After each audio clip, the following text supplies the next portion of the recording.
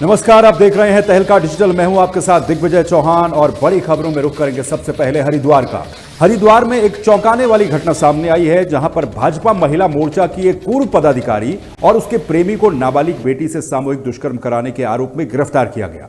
यह घिनौनी हरकत तब सामने आई जब पीड़िता ने अपने पिता को अपनी आपबीती सुनाई। पुलिस के अनुसार महिला नेत्री अपने पति से अलग रह रही थी और बेटी को अपने साथ लेकर के प्रेमी सुमित पटवाल के साथ रहने लगी थी। आरोप है कि महिला ने अपनी नाबालिग बेटी के साथ अपने प्रेमी और उसके एक और दोस्त से कई बार सामूहिक रूप से दुष्कर्म करवाया। पीड़िता के पिता ने मंगलवार शाम को रानीपुर कोतवाली में शिकायत दर्ज कराई, जिसके बाद पुलिस ने त्वरित कार्रवाई की। रानीपुर पुलिस ने आरोपियों के खिलाफ सामूहिक दुष्कर्म और पॉक्सो एक्ट के तहत गंभीर धाराओं में मुकदमा दर्ज किया है। पुलिस ने भाजपा नेत्री और उसके प्रेमी को गिरफ्तार कर कोर्ट में पेश किया, जहां से उन्हें जेल भेज दिया गया है। इस मामले में एक फरार आरोपी की तलाश पुलिस लगातार कर रही है, इसके लिए दबिश दे रही है। भाजपा ने अपनी पूर्व पदाधिकारी को पार्टी से निष्कासित कर दिया है, लेकिन इस मामले के सामने आने के बाद उत्तराखंड के सियासी कॉरिडोर में जम करके बवाल मचा हुआ है और इस घटना की हर कोई निंदा कर रहा है, क्योंकि पुलिस के अनुसार जो प्रारंभिक जांच इसमें की गई है उसमें इन तमाम आरोपों की पुष्टि हुई है एक तरह से। तो अब फिलहाल इस महिला को और इसके प्रेमी को पुलिस ने गिरफ्तार कर दिया है, जो आप तस्वीरें भी इस वक्त देख रहे हैं। आपको सुनाते हैं एसएसपी पद्मेंद्र डोभाल ने इस पर क्या कहा। इसमें एक नाबालिग बच्ची द्वारा अपने मां के ऊपर आरोप लगाए गए थे। पुलिस ने तत्काल मामले को संज्ञान में लिया। इसमें अभियोग पंजीकृत करके पीड़िता का 164 के बयान और उसका मेडिकल कराया गया। मेडिकल में कही गई बातों की पुष्टि हुई है। प्रथम दृष्टया मामले को सही मानते हुए पुलिस के द्वारा आरोपियों की अरेस्टिंग की गई है, उन्हें न्यायिक अभिरक्षा में भेजा गया है। पोक्सो एक्ट के साथ साथ अन्य धाराओं में मुकदमा कायम किया गया है और आरोपियों की अरेस्टिंग की जा चुकी है। अभी एक आरोपी फरार चल रहा है, मुझे उम्मीद है जल्दी उसकी भी आरोप जो पीड़िता के द्वारा अपनी मां और उनके दोस्तों के ऊपर ही आरोप लगाया गया है और उनको सभी लोगों की एक बार हम लोगों के द्वारा इनसे पूछताछ भी की गई है प्रारंभिक तौर पर, और जो पीड़िता के द्वारा बच्ची के द्वारा 164 के बयानों में इसकी पुष्टि की गई है। इसमें 2 लोगों की अभी तक अरेस्टिंग की जा चुकी है, इसमें पीड़िता की मां भी सम्मिलित है और एक व्यक्ति अभी फरार चल रहा है।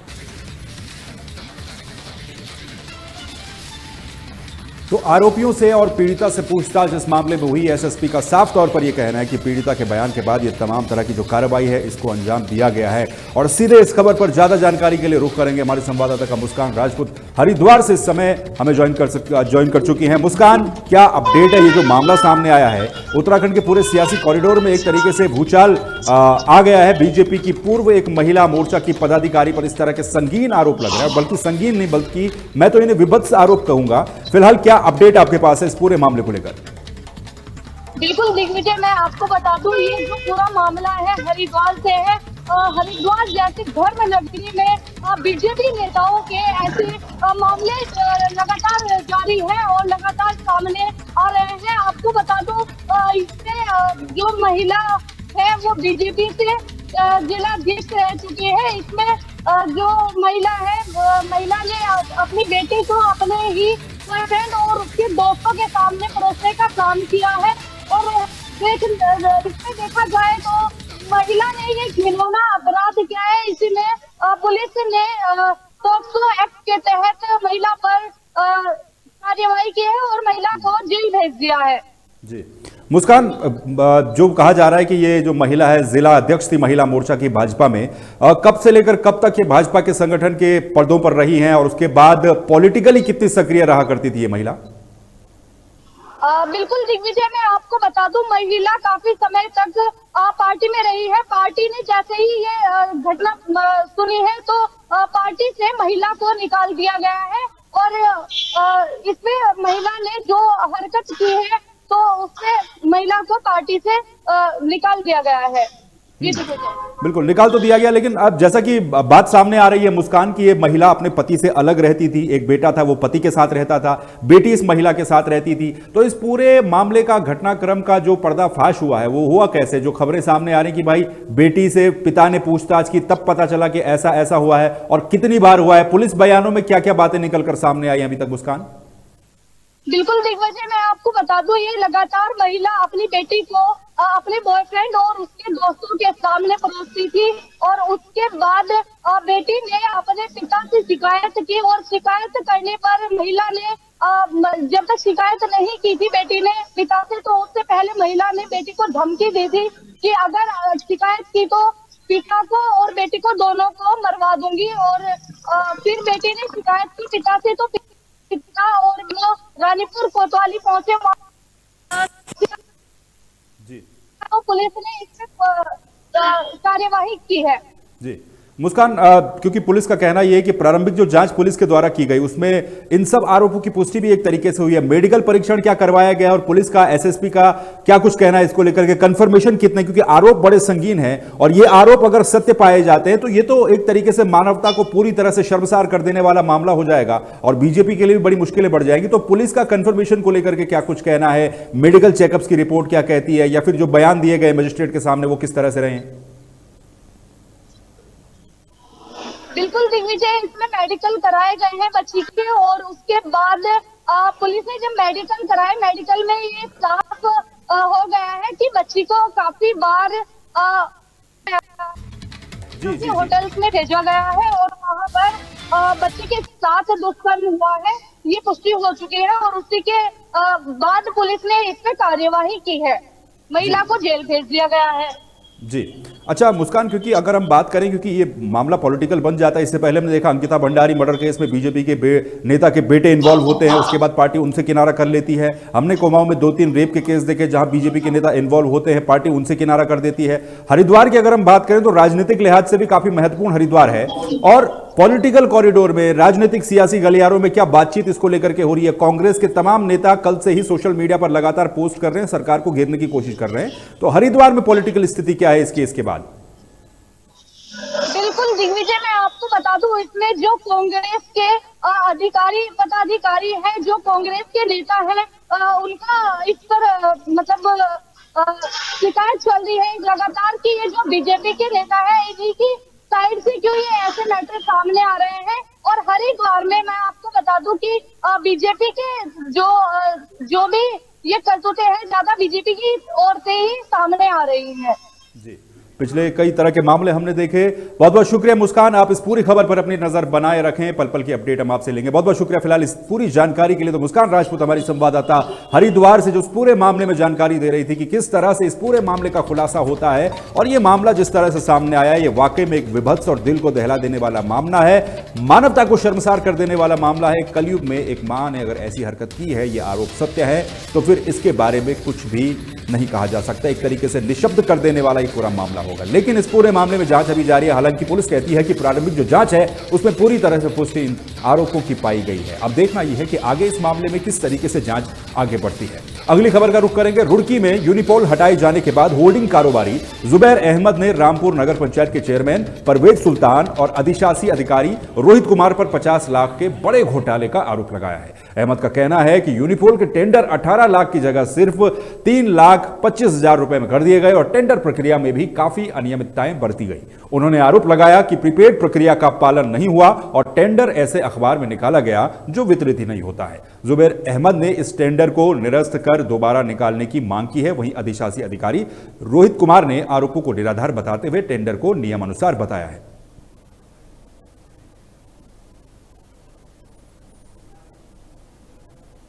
वो गलत दिया गया है और इसमें जो अखबार में निकाला गया वो बहुत छोटे पेपर में निकाला गया। और टेंडर निकालने से पहले एक प्री बिड होती है जो दी जाती है, जिसमें सभी ठेकेदार और एडवर्टाइज़र बुलाए जाते हैं। उसके बावजूद ऐसा कोई भी नियम नहीं करा गया। इसके बाद इन्होंने जो टेंडर दिया गया, जो सरकारी वैल्यू है उसकी, वो 14 लाख रुपए आ रही पर ईयर और इन्होंने दिया 3 लाख रुपए पर ईयर जो बताया गया। इस टेंडर में लगभग 40 से 50 लाख रुपए का जो लेन देन हुआ है वो पता चला है। और इसका लेटर हमने एसडीएम साहब प्लस डीएम और जितने भी अधिकारी और आपका जो है शहरी विकास मंत्री सबको अवेलेबल करा दिया गया। और जो टेंडर की वैल्यू आ रही है वो लगभग 18 लाख आ रही है। इसकी मेरी शासन और प्रशासन से यही दरख्वास्त है कि इसकी जांच करी जावे और इस टेंडर को निरस्त कराया जाए और खुली बोली लगवाने का कष्ट करें। नहीं, हमने टेंडर जारी किया और ये अवैध रूप से लगाए गए हैं उनके। 2022 में यहाँ पे पंचायत बन गई थी, इन्हें नोटिस भी दिया गया, लेकिन इनके द्वारा कुछ ना तो इन्होंने हमारे यहाँ जमा किया, कुछ पैसा जमा किया ना कुछ। अब हमने इसमें टेंडर किया है और अवैध जितने भी हैं इसे हटा रहे हैं। और इसका कहना है कि कितने समय तक उनका पैसा जमा है अभी? नहीं, उनका कोई पैसा जमा नहीं है हमारे यहाँ। हमारे साथ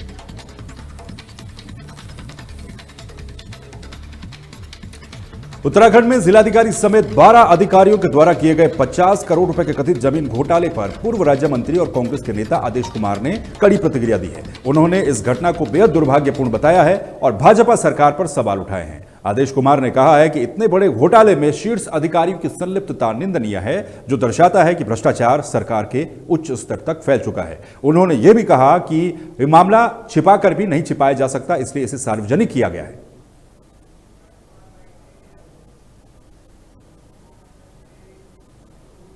चल रहा है, जैसा हरिद्वार में भी प्रकरण हुआ है जमीन की लूट का, घोटाले का। एक तो उत्तराखंड के इतिहास में जब से ये प्रदेश बना है, ये पहली बार हुआ कि कोई जिलाधिकारी सस्पेंड हुआ है भ्रष्टाचार के आरोप। उसके साथ में एसडीएम भी गए और 12-13 अधिकारी और गए। वो क्यों गए? इतनी बड़ा घोटाला कैसे आंखों के सामने, वो भी धर्म नगरी में, हरिद्वार जैसी पवित्र नगरी में। क्योंकि सरकार के इशारे के बिना, कोई बड़े इन्वॉल्वमेंट के बिना, चाहे वो मंत्री का हो, किसी मुख्यमंत्री का हो या किसी का इन्वॉल्वमेंट हो, मामला पचाने वाला नहीं था, मामला ये छिप नहीं सकता था। इसलिए उन्होंने गाजियों अधिकारियों को घेर कर अपना पंडा छुटा लिया और अपनी जो है अपना राग अलापते फिर रहे हैं कि भाई जो है ये भ्रष्टाचार को सरकार बर्दाश्त नहीं करती, ये नहीं करती, वो नहीं करती। अरे भाई, जो बर्दाश्त नहीं करता वो होने भी नहीं देता, तो हुआ कैसे? यहाँ तो सारे ही घोटाले हो रहे हैं। खनन की स्थिति भी यही है, खनन में भी रोज डंपर से रोज चिकले जा रहे, ओवरलोड वाहन चल रहे, कोई अंकुश नहीं है सरकार का। एक पूर्व कैबिनेट मंत्री का इन्वॉल्वमेंट रहता है शासन प्रशासन में।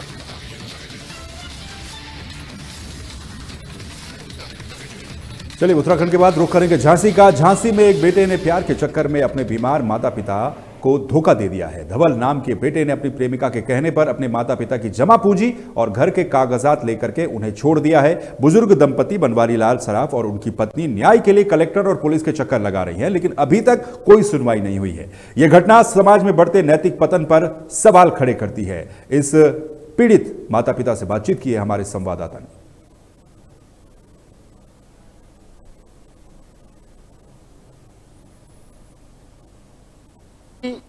के बेटे ने जो उन्हें धोखा दिया है, आज ये बुजुर्ग दंपत्ति दर की ठोकरें खाने को मजबूर। उनसे जानते हैं कि ऐसे बेटे को लेकर उनका क्या कुछ कहना है। चाचा जी, क्या नाम है? बनवारी लाल। क्या है समस्या, क्या परेशानी हुई? हमारा बच्चा बहुत परेशान कर रहा है। हमारा उसने पूरा पैसा ले लिया, चेक से निकाल के। हम बीमार थे, हमें लटवा मार लिया था। हमारा पैसा ले लिया और घर खरीदा उसने, और हमें बताया भी नहीं उसने, और बिना बताए घर ले लिया। और उसके बाद अब हमें घर से बाहर निकाल रहा है, गाली भी देता है, हमें गलौज भी देता है। हम तो मारा भी है उसने। कितना पैसा लिया आपका? हमसे तो हम 20-22 लाख रुपए ले गया वो हमसे। बोले पाओ अब घर ले गया है, वो ले बहाने बना के हमसे पैसे ले लिए उसने।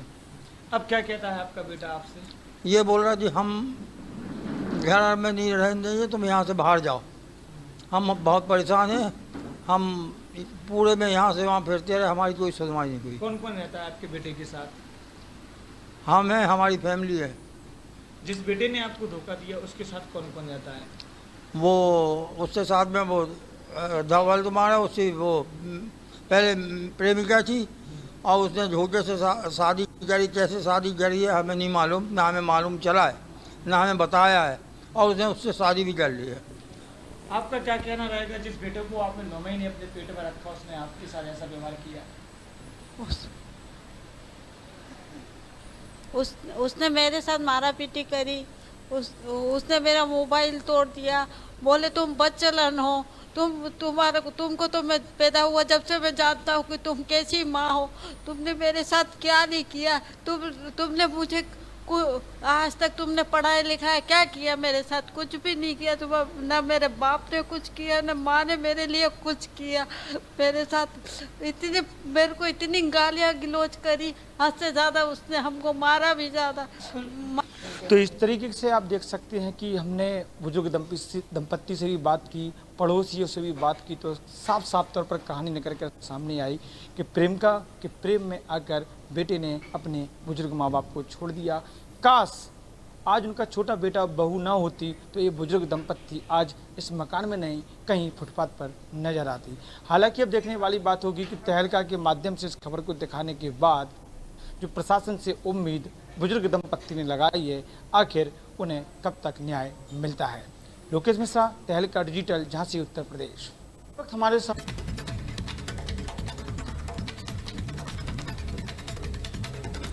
कौशाम्बी में एक बुजुर्ग व्यक्ति राम बाबू तिवारी की संदिग्ध परिस्थितियों में मौत हो गई। परिजनों का आरोप है कि जमीनी विवाद के चलते ग्राम प्रधान और उसके साथियों ने पहले उनके बेटे को एक फर्जी बलात्कार के मामले में जेल भिजवाया और अब पिता को जहर दे दिया गया। मृतक के पेट पर आरोपियों के नाम भी लिखे हुए पाए गए। पुलिस ने यह मामला दर्ज कर लिया है और विस्तृत जांच का आश्वासन दिया गया है, जिससे यह घटना स्थानीय स्तर पर काफी तनावपूर्ण बन चुकी है।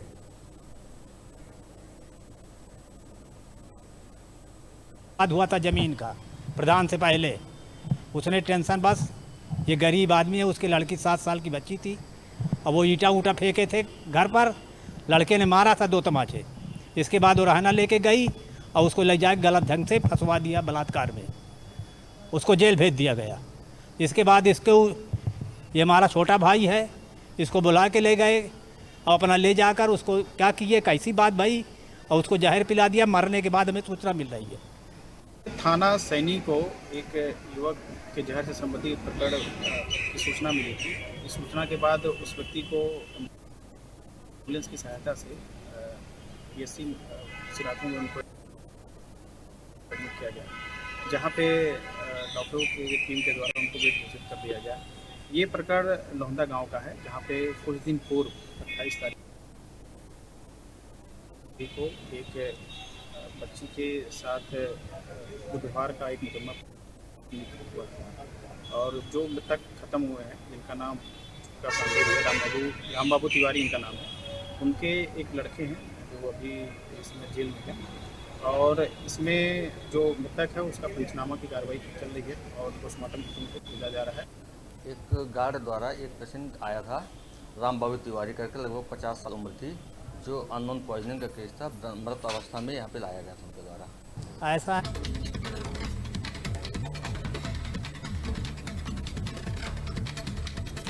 उमरी के पाली गांव में मुख्यमंत्री डॉक्टर मोहन यादव ने राज्य स्तरीय पीईएसए एक्ट महासम्मेलन में शिरकत की। उन्होंने जिले के लिए 53.83 करोड़ के विभिन्न विकास कार्यों का लोकार्पण और भूमि पूजन किया। सीएम ने बताया कि प्रदेश के 13,000 गांवों में पीईएसए एक्ट लागू है, जिससे गांव का विकास हो रहा है। उन्होंने आदिवासी अंचलों के विकास को प्राथमिकता बताते हुए खाद्य प्रसंस्करण और पर्यटन क्षेत्रों में नई संभावनाओं पर जोर दिया। मुख्यमंत्री ने कहा कि प्रधानमंत्री के आशीर्वाद से विरासत से विकास की संकल्प यात्रा जारी रहेगी।